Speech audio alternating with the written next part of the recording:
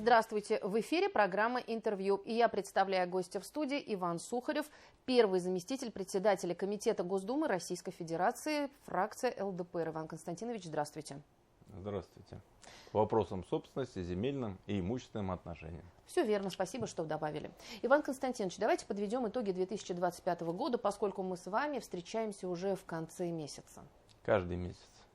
В первую очередь хотелось бы поздравить всех жителей республики с наступающим Новым годом, с наступающим Рождеством, пожелать всем крепкого здоровья, счастья, успехов во всем. Безусловно, конечно, мирного неба над головой. Не забывайте о тех, кто обеспечивает нам здесь мирную жизнь, поддерживайте их семей, как это делает ЛДПР. Так что здоровья, успехов, не унывайте. Иван Константинович, 2025 год. Какое главное событие вы бы отметили как представитель фракции ЛДПР? 2025 год. Событий на самом деле очень много. Для ЛДПР событием самым важным, наверное, является создание оргкомитета по празднованию юбилея Владимира Вольфовича Жириновского, заседание третьего уже по счету оргкомитета, я имею в виду, под председательством Вячеслава Викторовича Володина, с участием такого серьезного очень коллектива. Там был и Чернышенко, вице-премьер, и Белозеров. Кстати, сегодня отправляется брендированный поезд из Москвы, именно как раз посвященный Владимиру Вольфовичу, его юбилею. Собственно говоря, указ о праздновании которого подписал президент Владимир Владимирович Путин. Конечно, это, наверное, самое важное событие. 80-летие мы понимаем, что произойдет 25 апреля 2026 года. Но указ, наверное, для партии это, наверное, ключевое событие, потому что лидер, основатель партии ЛДПР Владимир Вольфович Жириновский, который создал первую старейшую партию, самую опытную партию в истории современной России, и чьи прогнозы, я не назову их пророчествами, как некоторые говорят, да, и как говорит Леонид Эдуардович Слуцкий, благодаря своему уму и интеллекту человек мог заглянуть в будущее. Это действительно так. Он был очень серьезным аналитиком, и мы считаем, что вот этот указ, это дань уважения очень серьезная его знаниям, его роли, его вкладу в историю России, в становление парламентаризма и вообще государственности современной России. Вот оценил так президент, и я думаю, что оценивает народ. Мы знаем, что и рейтинг партии растет. К сожалению, мы как раз проводили соревнования здесь, в Уфе, 30 ноября. Это не соревнования, это турнир был единоборств. Там было около 10 федераций различных, в том числе наше родное самбо, наша национальная борьба. И, собственно говоря, в ходе беседы, мы вспоминали Жириновского и говорили, что люди, к сожалению, находят признание только после смерти. И тоже касается Владимира Вольфовича Жириновского, хотя у него было огромное количество поклонников при жизни, мы об этом знаем, его знал весь мир, да, великий и ужасный для кого-то, конечно, для врагов, да, как Иван Грозный. Почему Грозный? То есть для врагов Грозный. Поэтому, конечно, с этой точки зрения, наверное, это самое важное событие. И мы, я уверен, здесь, в том числе в Башкирии и по всей стране, достойно отпразднуем, отметим этот юбилей такими всякими событиями, мероприятиями, которые пройдут в том числе и в Башкирии. Кстати, хотелось бы отметить, что здесь тоже организован оргкомитет, за что спасибо Арифу Фаридовичу, главе республики. И, собственно говоря, мы находим тоже здесь поддержку. И уверен, что события, которые здесь будут проходить, фотовыставки, мероприятия различные, они тоже внесут достойный вклад в общую картину празднования юбилея Владимира Вольфовича. Поэтому это, наверное, самое важное. из того, что для ЛДПР. Понятно, что Государственная Дума продолжает свою работу, депутаты работают, и понятно, что ЛДПР некоторые законопроекты не поддерживает, но оно всегда поддерживает законопроекты, те, которые направлены на то, чтобы поддержать наших граждан. Это очень важно. Ну и само вносит, конечно, сама партия вносит свою лепту в те законопроекты, которые нужны нашим гражданам. В частности, вот 15-дневный отпуск для ребят, участников СВО.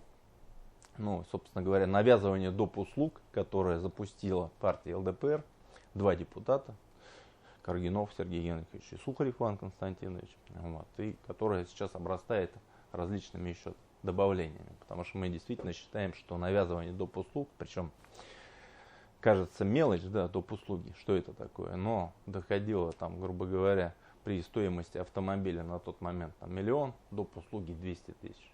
Ну это, извините меня, 1/5 часть от цены. А с учетом того, что наши граждане закредитованы очень серьезно, ну, это существенная нагрузка. И, безусловно, такие вещи надо прекращать. Безусловно, это и работа комитетов, и комитета по вопросам собственности, земельным, имущественным отношениям. Очень важный законопроект не так давно мы приняли в 3-м чтении. И, собственно говоря, он касается наших граждан, которые проживают, либо проживали на территории Брянской, Белгородской, Курской областей, которые оказались в сложной жизненной ситуации благодаря вот этой трагедии, которая произошла, когда зашло со на эти территории. Ну и люди потеряли дома, были вынуждены уйти со своей родной земли, получив меры социальной поддержки. Ну и сейчас мы им даем возможность, даже с учетом полученных мер социальной поддержки, вернуться, получить свою землю обратно, получить свои дома обратно. Это очень важно. Надо людям дать возможность вернуться домой. Люди должны чувствовать заботу, в том числе со стороны государства.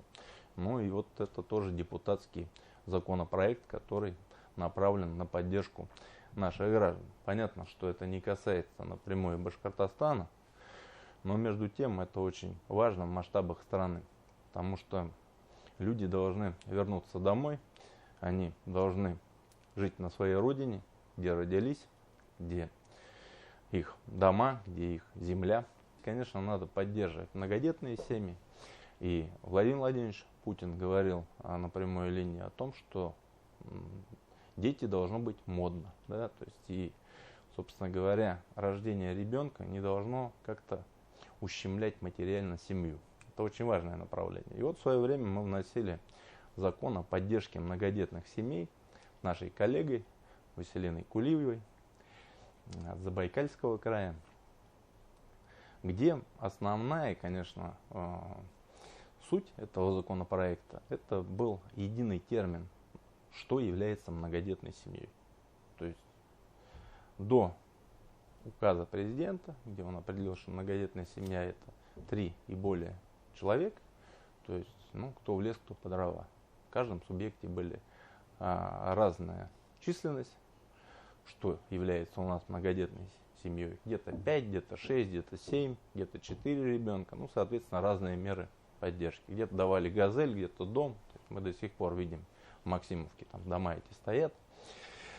Вот, поэтому все-таки у нас единое правовое пространство, и должны быть все-таки меры и понятие многодетной семьи единое. И вот, то есть здесь, конечно, не то, чтобы нас услышал президент, но где-то в унисон где-то у нас идет все это. И все-таки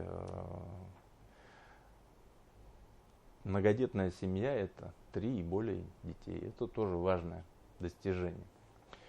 Ну и, безусловно, конечно, основная работа ЛДПР. Мы работаем не от выборов к выборам. Да, впереди у нас 2026 год, очень важные выборы в Государственную Думу. И одним тоже вы говорите, какие достижения, какие итоги года важные. Именно для партии, если брать, то, конечно, это наше твердое уже 2-е место. Но это 2-е место среди политических партий, которые представлены в Российской Федерации, и первая среди оппозиционных партий, ну, согласно опросам ПОМ-ЦИОМ, мы понимаем, да, есть там определенные моменты. У нас избиратель иногда, то есть он голосует, он душой за ЛДПР, но иногда не может ногами дойти до избирательного участка. Где-то не хочет, где-то устал. Ну вот здесь, кстати, призываю вам, ребята, все-таки прийти в день голосования, обязательно проголосовать. Ну, вы знаете, за какую партию, за ЛДПР. Вот, в сентябре 2026 года.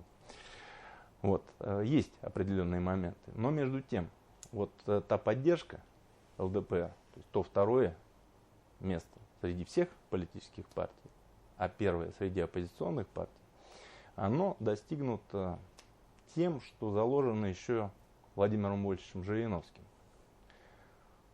Секрет успеха прост. Мы помогаем людям просто.